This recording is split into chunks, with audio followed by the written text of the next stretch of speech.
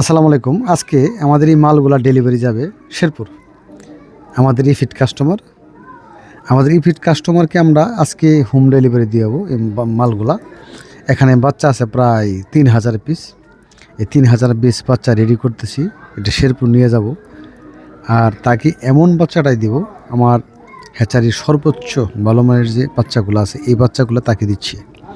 আমার এগুলার কাস্টমার যারা, তাদের কখনোই আমরা মানে 19-20 যে বাচ্চাগুলো তাও দেওয়ার চেষ্টা করি, সবসময় 100% ভালো মানের বাচ্চাগুলো দেওয়ার চেষ্টা করি। আমাদের এটা বিশ্বাস করবেন যে যে খামারগুলা করতেছে আমাদের কাছে রিফিট নিতেছে, তাদেরকে আমরা ভালো মানের বাচ্চা দেওয়ার কারণটা হলো, ওই খামার যদি টিকে তাহলে আমরা হ্যাচারি টিকবে, খামার যদি না টিকে আমাদের হ্যাচারি কিন্তু টিকবে না।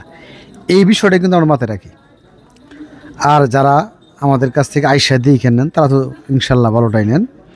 এবার কিছু কাস্টমার আছে, যদি আমাদের কাছে বলে যে ভাই আমাকে এই গেটের বাচ্চাটা দেবেন, ভালো মানের বাচ্চাটা দেবেন, তারাই কিন্তু আমরা ভালো মানের বাচ্চাগুলাই দেওয়ার চেষ্টা করি।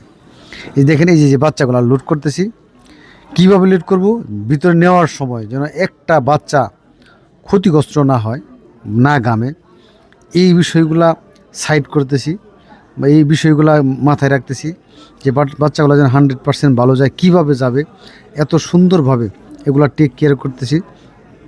তারপরে কিন্তু খামারের কাছে দেবো, খামারের কাছে ভালো রেজাল্ট যেন আসে, এইরকম একটা পরিবেশ আমরা কিন্তু করে দিই।